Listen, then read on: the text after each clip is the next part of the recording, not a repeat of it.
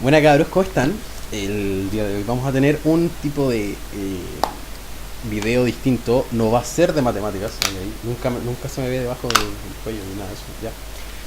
No va a ser de matemáticas, en este caso va a ser de lenguaje, ya, porque hablé con la autora de este cuadernillo que publicaron en el curso de PSU 2015, llamada Anne de Bail, ya, Anne de Bail o Anne de Baile, no sé cómo se pronunciará, sé que se escribe Anne de Baile. Muchas gracias, te pasaste, es un resumen la raja, ¿ya? Entonces, como les expliqué en el video anterior, que era como de información de que vamos a empezar a subir de esto, vamos a comenzar ya con un resumen. Obviamente la primera página no la voy a resumir porque la primera página es como buenas vibras y todo, ¿ya? Vamos a partir con los textos no literarios, ¿ya? Entonces lo que ella nos presenta en este cuadernillo es que nos vamos a encontrar con distintos tipos de textos, ¿ya? Esto es como lo más introducción. En la PSU nos van a poner distintos tipos de textos, ¿ya? Pero cada uno de ellos va a tener algo especial que los caracteriza, ¿ya? En el caso de los textos no literarios, lo que los caracteriza es que no presentan opinión. No presentan opinión y son objetivos.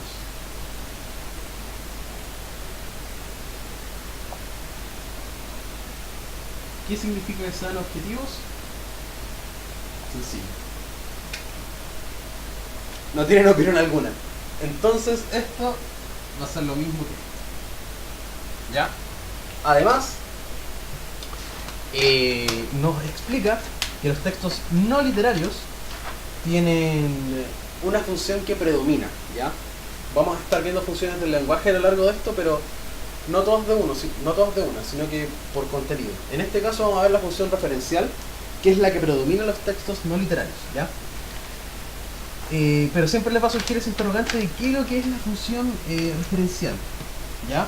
La función referencial es aquella en la cual en un texto no nos dejan ver la opinión personal de ninguna forma, ¿ya? Es un texto totalmente subjetivo, ¿ya? Y se centra en el hecho, ¿ya? En el hecho y en la información.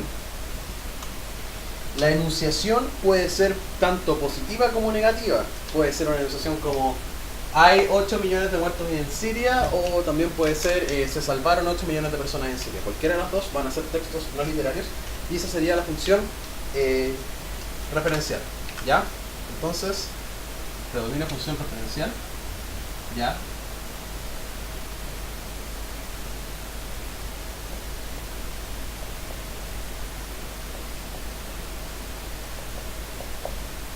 Sumado a esto,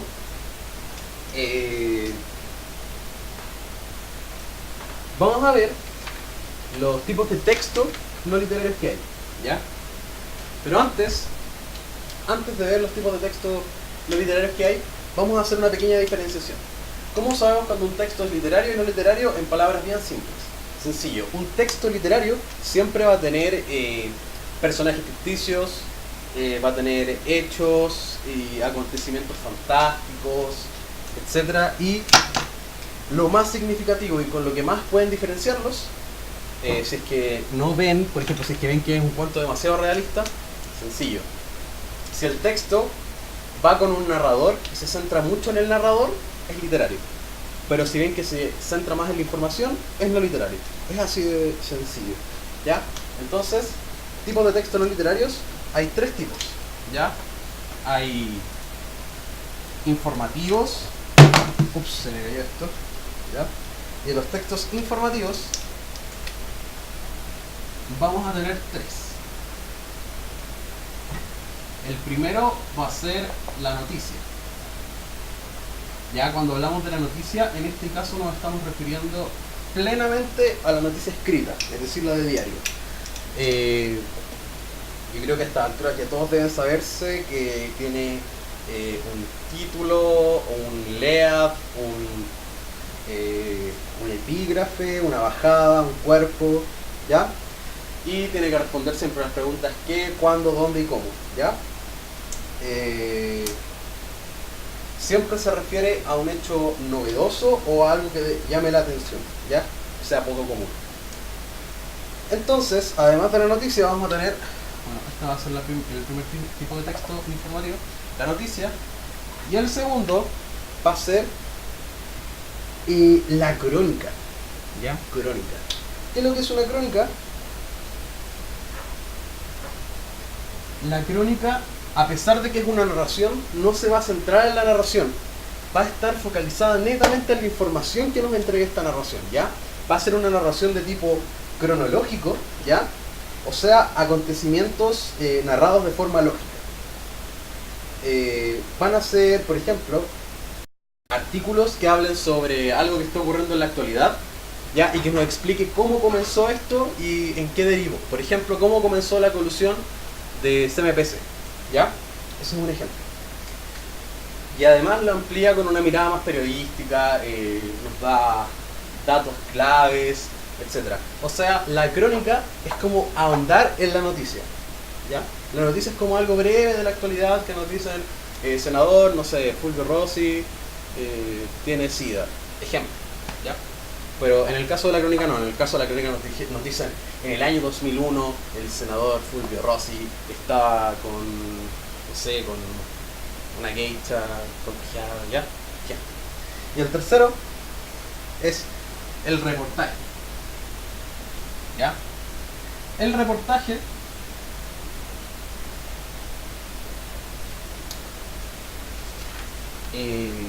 obviamente tiene un carácter periodístico, ¿ya? Y en este, el periodista va a tener una investigación relacionada a un hecho o a un personaje importante. Por ejemplo, pueden hacer un reportaje sobre, sobre las farmacias en Chile, ¿ya? Si nos hacen un reportaje sobre las farmacias en Chile, pueden partir hablando desde la actualidad, nos pueden hablar del pasado, de qué se espera para las farmacias, de cómo han ayudado, de cómo no han ayudado, el rechazo de la gente, siempre desde una mirada periodística, ¿ya? Y luego vamos a tener los textos de tipo expositivos.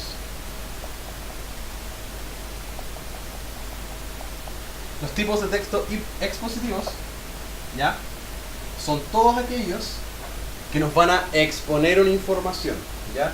Por ejemplo, los informes. Y aunque suene muy lógico y estúpido que lo diga, los informes nos informan de algo, ¿ya? Sí. Los informes, por ejemplo, el informe que haga la Contraloría sobre la colusión, ¿ya? Sobre, no sé, informes que hagan sobre una decomisación de droga. Nos dicen qué tipo de droga era, de dónde venía, siempre datos duros y objetivos, ¿ya? Y en el caso de las investigaciones,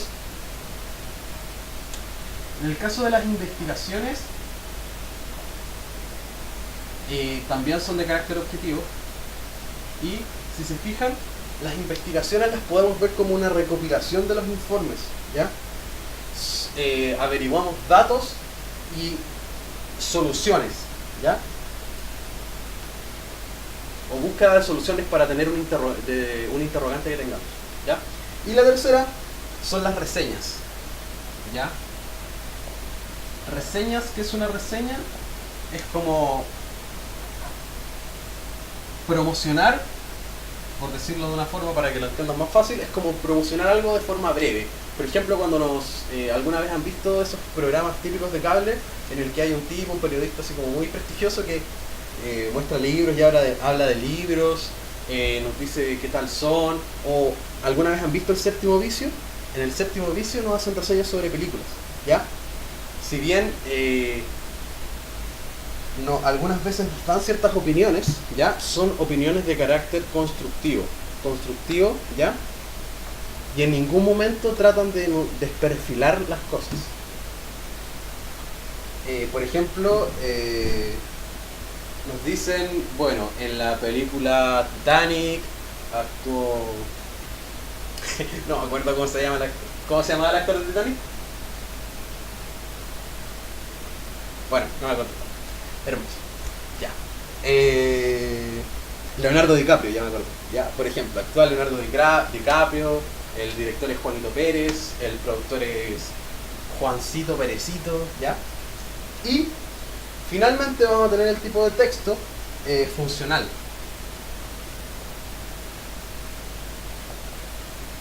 Funcional o instrumental. Sencillo, no requiere mayor especificación. Textos funcionales son aquellos o instrumentales, son aquellos que nos explican cómo realizar algo. Ya, por ejemplo, cómo plantar tomates, cómo armar tu propio computador, cómo conectar el PlayStation, ¿ya? Son los manuales. Pueden ser instructivos, pueden ser recetas, pueden ser diccionarios, ¿ya? Y ahora vamos a otra parte de la materia, ¿ya? Siguiendo con la parte no literaria, pero vamos al discurso dialógico. Bueno, discurso dialógico. Bueno, en una comunicación dialógica nos decimos en palabras bien normales, ¿ya? Es una conversación, ¿ya? Algo de tipo oral. Entonces, es un diálogo que se expresa mediante la oralidad, es un discurso colaborativo, ¿ya? Mínimamente pueden haber dos personas para que sea un discurso dialógico, ¿ya? ¿Cuáles tipos de discurso hay? Pueden ser conversaciones, debates y entrevistas. Entonces, conversación,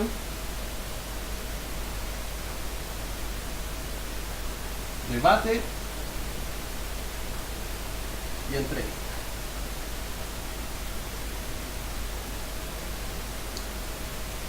¿Qué es lo que es una conversación? Es muy fácil de explicar. Es algo que nace espontáneamente, nace gracias a la capacidad que tenemos como humanos de hablar y de comunicarnos, ¿ya? Se habla un tema libre, no tiene que ser un tema en especial para que sea una conversación, ¿ya? Pero siempre debe existir cierto grado de conocimiento por parte de ambos para que puedan seguir la conversación. Por ejemplo, si yo le hablo a alguien de física que no tiene idea de física, por ejemplo, si a mí alguien me empieza a hablar de física, si es que no es algo realmente interesante y que yo solo quiero escuchar, que ahí me estarían exponiendo una información, sería distinto, ¿ya? Pero yo no podría opinar al respecto ni seguir el diálogo, decir, ah, sí, pues Newton hizo esto, otro, y que él me diga, sí, pues también hay otro que se llama Tesla, que hizo unas cuestiones bacanas, ¿cachai? ¿Cachai? Yo no puedo seguir la conversación si yo no entiendo de ello, ¿ya? Además de que tiene que ser coherente, ¿ya? A pesar de esto, algo que nos pone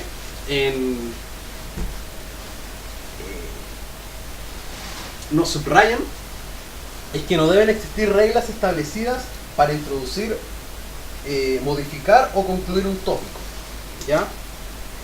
O sea, no hay reglamentación alguna, es una conversación libre, un diálogo libre, ¿ya? La segunda cosa que vamos a ver, como último vamos a ver el debate, ya lo vamos a ver en el mismo orden del cuadernillo. Primero está la entrevista. ¿Qué es lo que es la entrevista? Es definible como una manera en que una de las personas busca hacer preguntas a la otra para obtener una información respecto a algún tema en específico, ¿ya? Va a haber un entrevistador y un entrevistado, ¿ya? El entrevistador obviamente tiene que estar preparado y debe estar informado sobre qué quiere saber sobre el personaje en cuestión para no hacerle preguntas obvias. Por ejemplo, si todo el mundo sabe que Leonardo DiCaprio estuvo en Titanic, me iría con Leonardo DiCaprio, pero si todo el mundo sabe que Leonardo DiCaprio estuvo en Titanic, el entrevistador no le va a decir, oye, tú estuviste en Titanic, ¿cierto? No. Tiene que saber mínimamente algo respecto al entrevistado, ¿ya? Y además al tema en cuestión del cual quiere tener información, ¿ya? Además es necesario tener un cuestionario, ¿ya? O sea, las preguntas que se le van a hacer al entrevistado. El debate, ya, pueden ser dos sujetos o más. Perdón, no, siempre son más de dos sujetos, ahí sí. Porque van a exponer diferentes puntos de vista, ¿ya? Pero tienen que ser puntos distintos, puntos de vista distintos, ¿ya? Entonces, puntos de vista distintos, esas son matemáticas distintas, ¿ya?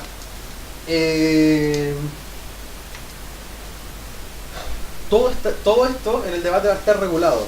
Hay una diferencia entre una conversación y un debate, ¿ya? Porque ahí también puede haber en una conversación dos puntos de vista diferentes, pero en el debate va a haber un moderador y van a haber ciertas reglas, ¿ya?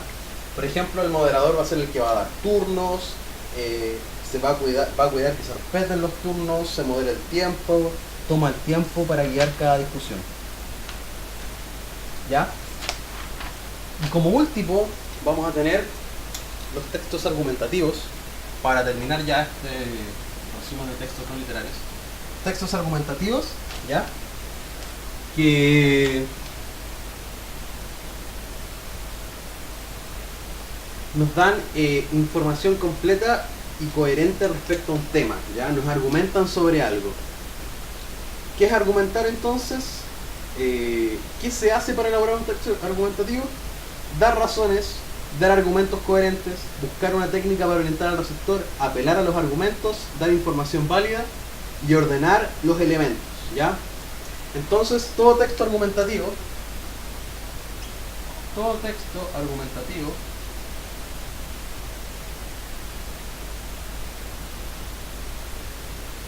va a tener primero una introducción. Lo vamos a abreviar acá para que no sea tan largo, le vamos a poner primero una intro. ¿Ya?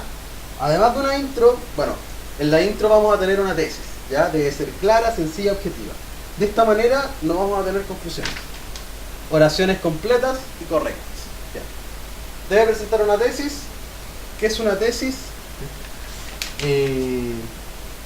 Mi punto de vista, ¿ya? Mi punto de vista. Véanlo así. Mi tesis, por ejemplo, es: bueno, yo digo que las cabras sí son importantes para el bien común. O sea, no sé qué acabo de decir, pero esa es mi tesis. Mi tesis es que las cabras son muy importantes para el mundo. Y al que está en contra mía me puede decir, alguien que haga una contraargumentación, ya eso lo vamos a ver más adelante, me puede decir: no, las cabras no son importantes para el mundo. Las cabras son paja, ¿ya? Entonces, después va a haber un cuerpo, ¿ya? ¿Qué es lo que es el cuerpo? El cuerpo es donde está el desarrollo. El desarrollo de como yo explico mi tesis, ¿ya? Es decir, es en la parte donde uno sustenta la tesis, ¿ya? Parte más importante. La parte más importante es el cuerpo. ¿Por qué es la parte más importante? Porque ahí vas a presentar todas tus evidencias, ejemplos y razones para defender la tesis, ¿ya? Y finalmente la conclusión, ¿ya? Es regresar a la tesis inicial con el fin de comprobar la validez, ¿ya? Es el resumen de lo que se requiere defender. Por ejemplo,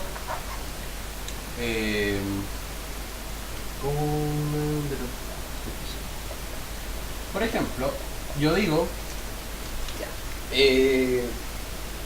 abiertamente, yo debo decir que estoy en contra de que exista el queso de cabra porque daña a las cabras y lo haces con muy poco cuidado, ¿ya?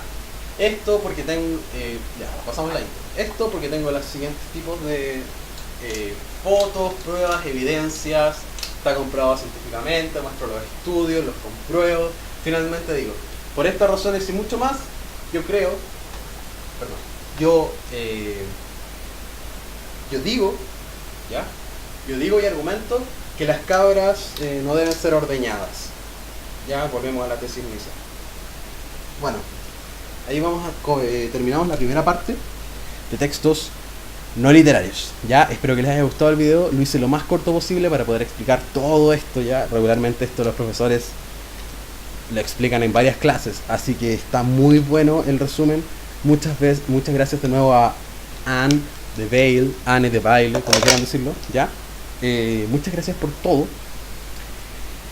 el apoyo que estoy recibiendo, por las visitas, por los me gusta, etcétera, ¿ya?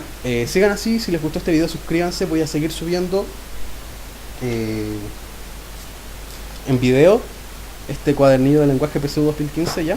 Así que eso, cuídense, estudien, repasen mucho. Y también, si es que son súper humanistas y les interesa solo el lenguaje, igual hagan una pasada por matemáticas. Si en el fondo en matemáticas estoy explicando a forma súper básica, cosa de que puedan subir en su PSU. Adiós, hasta la próxima y suscríbanse.